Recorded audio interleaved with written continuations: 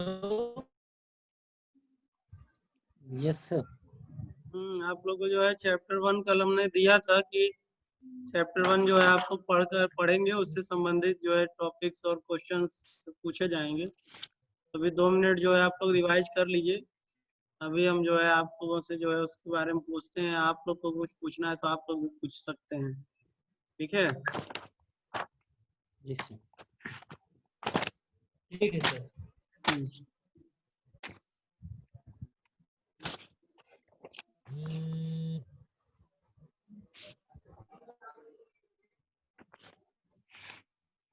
दिखाने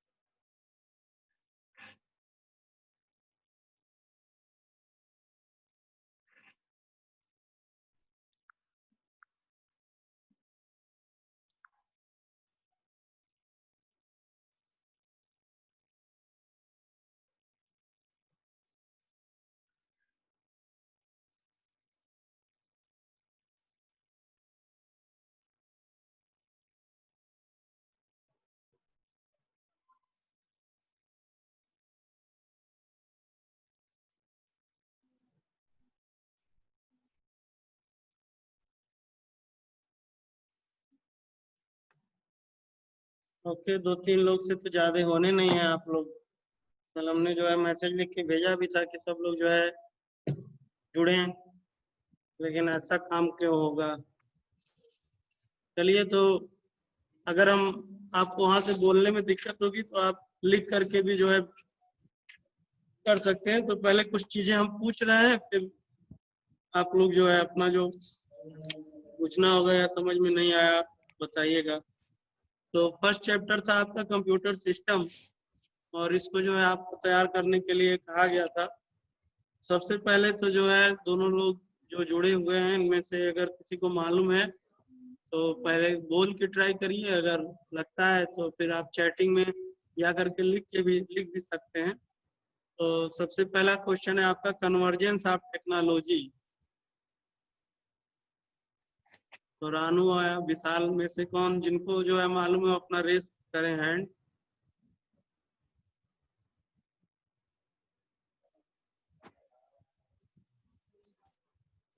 दोनों लोग को नहीं मालूम है।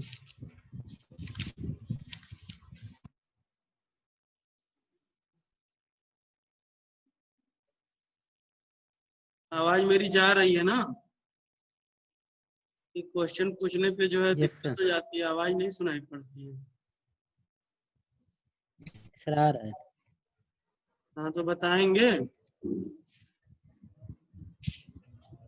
खाली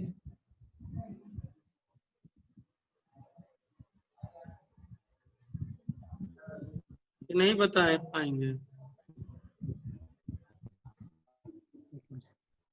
एक लोग और जुड़ गए। अरे हाँ ना, कुछ बोलो तो। नहीं मालूम है तो दोनों लोग लिख दो कि नहीं दी जानते। बताना हो तो बताइए। सर कह रहे हैं अगर बोलने में दी दिक्कत है तो प्रोसेस बाय विच टाइप भी कर सकते हैं।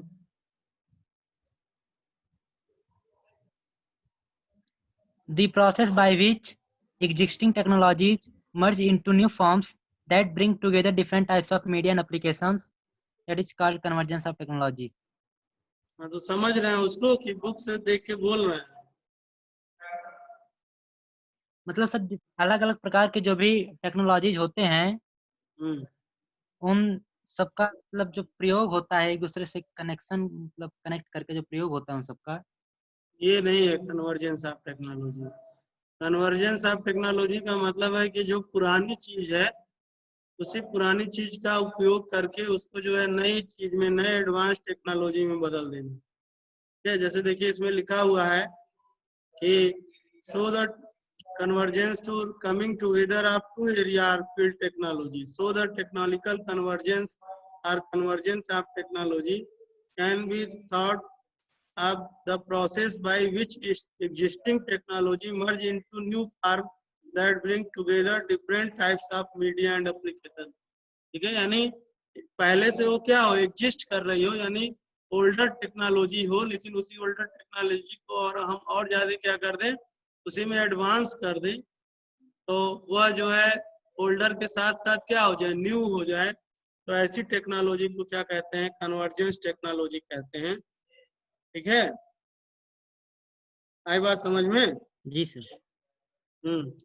जी सर, आगे। आप जो है सेकंड पैराग्राफ में जाइए, तो सेकंड पैराग्राफ में ऊपर से दूसरी लाइन पढ़िए, तो वहां देखिए लिखा हुआ है, here you can see the convergence of older technology of audio oblique video with newer technology of gaming and internet streaming, convergence of technology। यानी जो हमारी पुरानी टेक्नोलॉजी थी, उसी पुरानी टेक्नोलॉजी को अब क्या कर दिया गया, और ज्यादा एडवांस कर दिया गया है। यानी पहले भी ऑडियो वीडियो आते थे, लेकिन आजकल जो है क्या हो गया, डीडी डॉल्बी ऑडियो हो गया है, और वीडियो आप देख रहे हैं एचडी हो गया, जो है हाई डेफिनेशन वाली हो गई। तो यानी वो सब चीजें तो ओल्डर ही थी, लेकिन उनको और भी ज्यादा क्या कर दिया गया, एडवांस कर दिया गया है। तो इसलिए जो है तो ये होता है कन्वर्जेंस। पुरानी टेक्नोलॉजी में नई फीचर्स को ऐड करना एक कन्वर्जेंस ऑफ टेक्नोलॉजी होता है। हाँ, मतलब कि जो ओल्डर टेक्नोलॉजी है, उस ओल्डर टेक्नोलॉजी का यूज करते हुए उसमें उसको और एडवांस कर दिया जाए, तो वही जो टेक्नोलॉजी होती है आपकी, उसी को क्या कहते हैं, convergence of technology. Convergence of technology. हाँ, जैसे देखिए इसमें एग्जांपल, आप अगले पेज पे जाइए, तो एग्जांपल में जैसे पहले के फोन थे, उन फोन को अब क्या कर दिया गया, स्मार्टफोन बना दिया गया। पहले की टीवी थी, अब क्या हो गई, स्मार्ट टीवी हो गई। जो कमांड अब आप मुंह से बोलिए सोनी टीवी, सोनी टीवी क्या होगा, ऑन हो जाएगा। अरे बात समझ में? जी सर। तो यानी वो थी तो क्या, ओल्डर टेक्नोलॉजी, लेकिन ओल्डर टेक्नोलॉजी को और ज्यादा एडवांस करके क्या कर दिया गया, कन्वर्ट कर दिया गया किसमें, न्यू टेक्नोलॉजी में। इसीलिए उसे क्या कहते हैं, कन्वर्जन ऑफ टेक्नोलॉजी कहते हैं। आई बात समझ में? जी सर। Yes sir. अब अगला क्वेश्चन पूछ रहे हैं हम कि differentiate between data and information. Data sir जो भी इंटरनल मेमोरी में स्टोर होता है।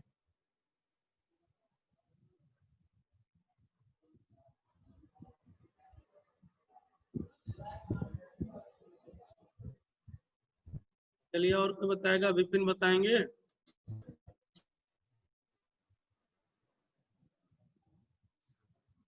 रानू?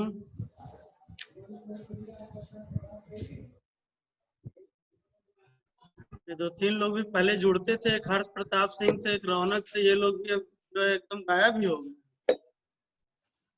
और एक कोई वो थे, ओझा जी थे, वो क्या नाम था उनका। ये 4-5 लोग तो जुड़ते थे पहले। तब आप लोग को जब कुछ बोलना नहीं है, खाली बस हमारे ही सुनने के लिए जो है जुड़े हुए हो। कल लिख करके हमने भेजा भी कि जो है फर्स्ट चैप्टर तैयार करिए, हम कह रहे हैं बोल नहीं पा रहे हैं तो चैट में लिखो। डाटा और इंफॉर्मेशन में डिफरेंस नहीं मालूम है यार, पढ़े आप।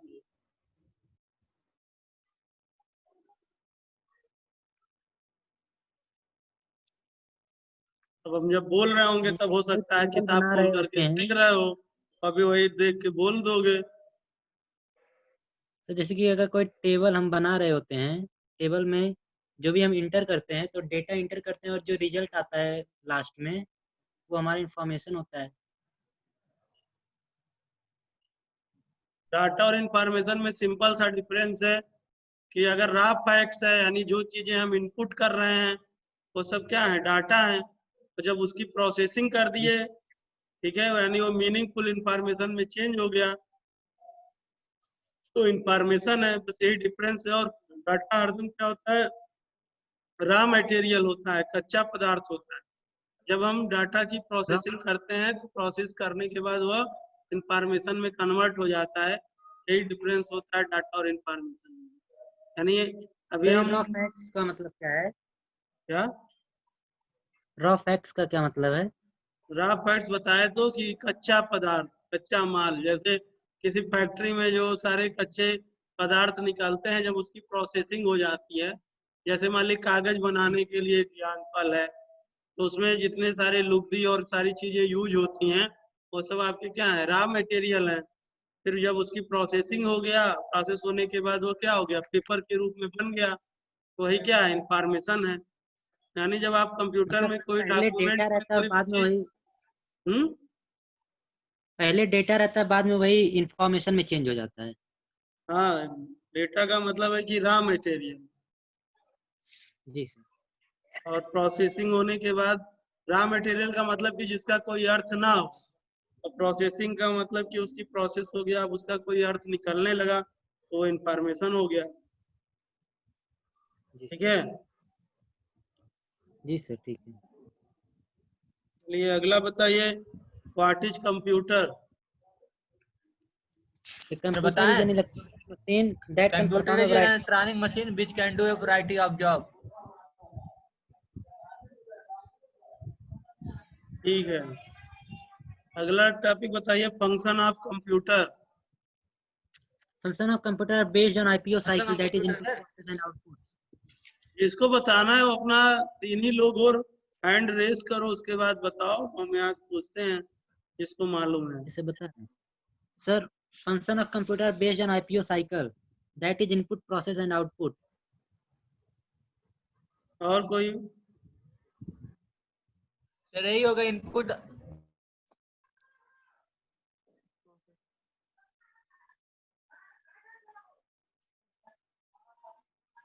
Computer function divided into 3 phases.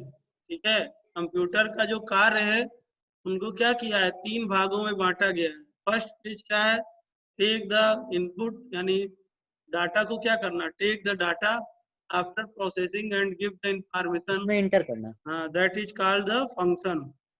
यानी जो आपका कंप्यूटर का कार्य है उसको 3 कार्यों में, यानी 3 फेज में डिवाइड किया गया है। First phase take the data, second phase processing the data, and third phase produce the output. तो ये तीनों जो फेजेस होते हैं, यही फेजेस क्या कहलाते हैं, फंक्शन ऑफ कंप्यूटर कहलाते हैं। ओके, समझ में आया? जी सर। चलिए अगला है, what is memory. Memory is the storage brain of a computer which holds data. How many type of memory? Hello. How many type of memory? क्या सर? मेमोरी कितने टू प्रकार टाइप, की होती प्राइमरी है? And secondary. Primary and बताइए secondary primary and memory. Memory. Secondary memory. हाँ, primary है, memory है 2 type, primary and secondary. Secondary. Secondary. What do you mean by input unit? Input units में sir keyboard, mouse, हाँ, joystick, ये तो जो भी मॉनिटर। सर हम डेटा। ये तो जो एग्जांपल बता रहे हो तो डिवाइसेज हैं। हम पूछ रहे हैं इनपुट यूनिट से जी आप सर। क्या समझते हैं, what do you mean by input unit? Input units mean sir इसमें स्टैंडर्ड डिवाइसेस होते हैं जो कि प्रयोग किए जाते हैं डेटा को इंटर करने के लिए। हाँ, तो इनपुट यूनिट की डिफिनेशन होगी, अभी जो आपको बताया गया, input unit is the first phase of function of computer. तो फर्स्ट फेज है इनपुट यूनिट। ठीक है, और फर्स्ट फेज को जी सर। कंप्लीट करने के लिए हमको क्या होता है, इनपुट डिवाइसेस की आवश्यकता होती है। बिना इनपुट डिवाइसेस के हम फर्स्ट फेज का वर्क नहीं कर सकते। यानी इनपुट का वर्क करने के लिए हमको क्या चाहिए, इनपुट डिवाइस चाहिए। यानी इनपुट इनपुट डिवाइस क्या होना है, एक चाहिए। इकाई है, यूनिट है, किस कार्य को करने के लिए, फंक्शन का फर्स्ट फेज यानी पहला पार्ट करने के लिए। यानी किसी भी प्रकार से डाटा को इंटर करने के लिए हमको इनपुट डिवाइस की क्या है, आवश्यकता है। आई बात समझ में? Yes what do sir. You जी sir. Mean by processing? It is responsible for carrying the given instructions. On given data. हाँ ठीक है, बुक से आप लोग देख के बता रहे हैं, सब समझिए, सब समझ लोगे तभी जो है, नहीं तो एग्जाम में कहाँ बुक लेके ठीक है, बैठे। समझ में आ रहा है। हाँ, नहीं सर। प्रोसेसिंग का मतलब क्या है? Processing is a method. Processing एक प्रकार का क्या है? तरीका है। किस चीज का मैटर, तरीका यस है? Sir. Processing is a method to process the data. Data को प्रोसेस करने का जो मेथड होता है, उसी को क्या कहते हैं? प्रोसेसिंग कहते हैं। यानी how to process a data, कैसे किसी डाटा को हम प्रोसेस करेंगे, तो उस प्रोसेस करने के लिए, ठीक है, हम लोग जो मेथड अपनाते हैं, we can apply the method, that method is called क्या? प्रोसेसिंग। वही क्या कहलाता है? प्रोसेसिंग कहलाता है। आई बात समझ में? प्रोसेसिंग में मेन जो है आपके क्या है, दो चीजें होती हैं। एक क्या है? ALU। ALU होता है, CU होता है। हाँ, तो यानी जो भी कंप्यूटर में वर्क होते हैं वो दो प्रकार के होते हैं, एक मैथमेटिकल वर्क होते हैं और एक लॉजिकल वर्क होते हैं। लॉजिकल का मतलब क्या? जैसे अभी आप कोई भी टेस्ट दीजिए तो उसमें आपके स्मॉलर क्या देन होते हैं? कुछ सर। लॉजिकल क्वेश्चन आते हैं, रीजनिंग के क्वेश्चन आते हैं, जिसे रीजनिंग कहते हैं। और जो रीजनिंग ज्यादा कर ले जाता है, किसी भी प्रकार के कंपटीशन में ज्यादातर क्वेश्चंस किससे आते हैं? रीजनिंग से बेस्ड होते हैं। और रीजनिंग वाले को ही लोग ज्यादातर सॉल्व नहीं कर पाते। कंप्यूटर जो है वो क्या कर सकता है? अर्थमेटिकल कार्यों को भी कर सकता है और लॉजिकल कार्यों को भी कर सकता है। जैसे आपके बुक में दिया है, greater than, less than, equal to, sorting करना, ठीक है, किसी चीजों को पिक करना, अलग अलग चीजों को जो है पहचानना, आइडेंटिफाई करना, तो ये सब चीजें जो होती हैं, ये सब लॉजिकल के अंतर्गत आती हैं। आई बात समझ में? Yes sir. चलिए अगला बताइए, कैरेक्टरिस्टिक्स ऑफ कंप्यूटर। कंप्यूटर की कितने जो है कैरेक्टरिस्टिक्स होते हैं? How many characteristics of computer?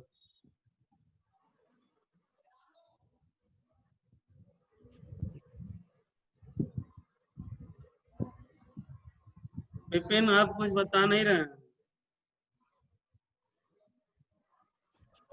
Characteristics में यही आ जाएगा, स्ट्रेंथ और वीकनेस। स्ट्रेंथ का मतलब उसमें स्पीड होता है ज्यादा, हाई स्टोरेज कैपेसिटी होती है, हम्म एक्यूरेसी होती है, रिलायबिलिटी, और वीकनेस में आ जाता कैरेक्टरिस्टिक है। का मतलब क्या कि कंप्यूटर के जो जो एडवांटेज हैं, जो उसके गुण हैं, क्या क्या गुण है? जी सर। स्पीड है, बहुत तेजी से काम कर सकता है, उसकी कैपेसिटी बहुत ज्यादा होती है, जो स्टोरेज काम कम करता है होती वो है। एक्यूरेटली करता है, रिलायबल होता है यानी भरोसेमंद होता है।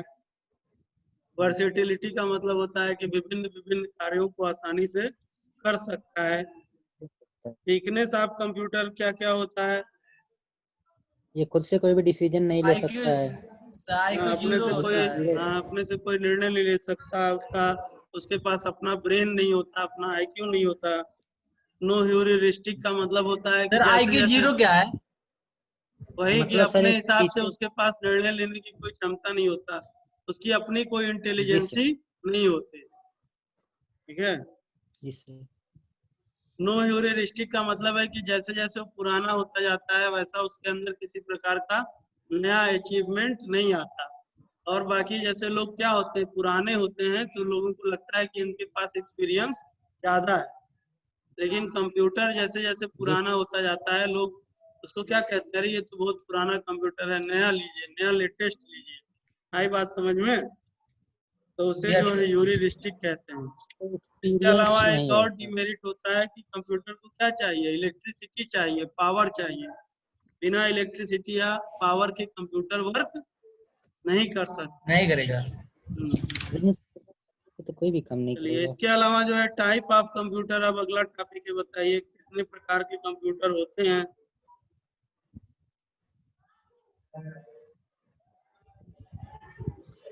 रानू बताइए। सर पर्पज वाइज जानते हैं, दो टाइप के होते हैं, स्पेशल पर्पज कंप्यूटर होता है, जनरल पर्पज कंप्यूटर होता है।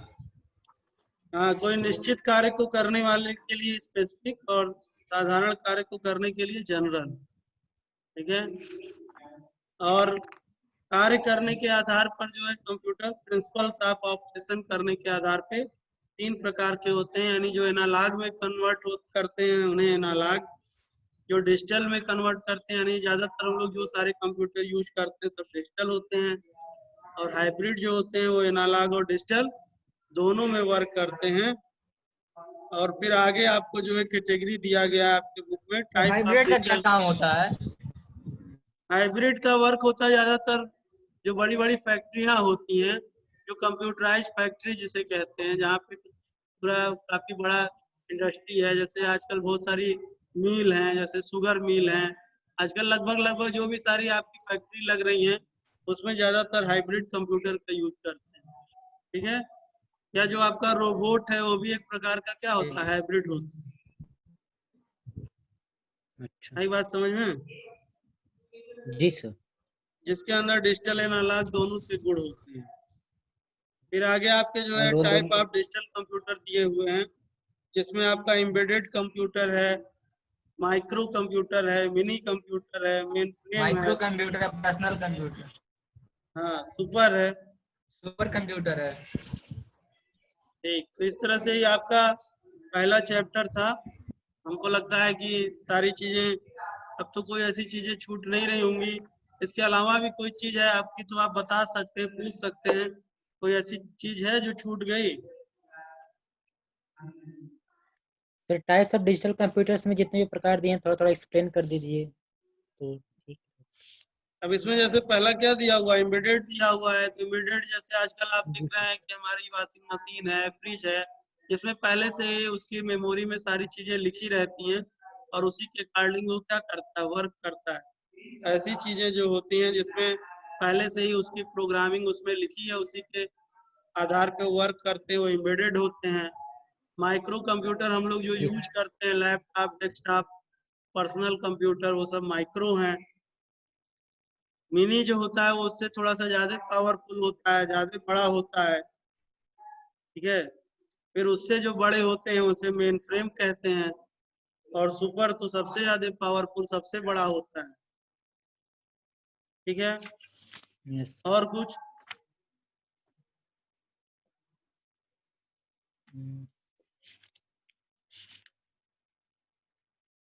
तो हमको लगता है कि सारी बातें जो है पहले चैप्टर की रिवाइज हो गई हैं।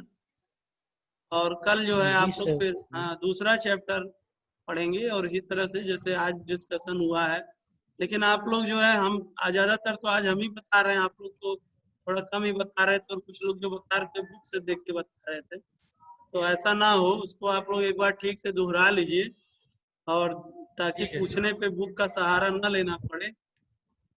ठीक है। ठीक है सर। चलिए, ठीक। Okay, good bye. फिर हम लोग कल अपने समय पे मिलेंगे। Okay, good bye. Bye. Okay.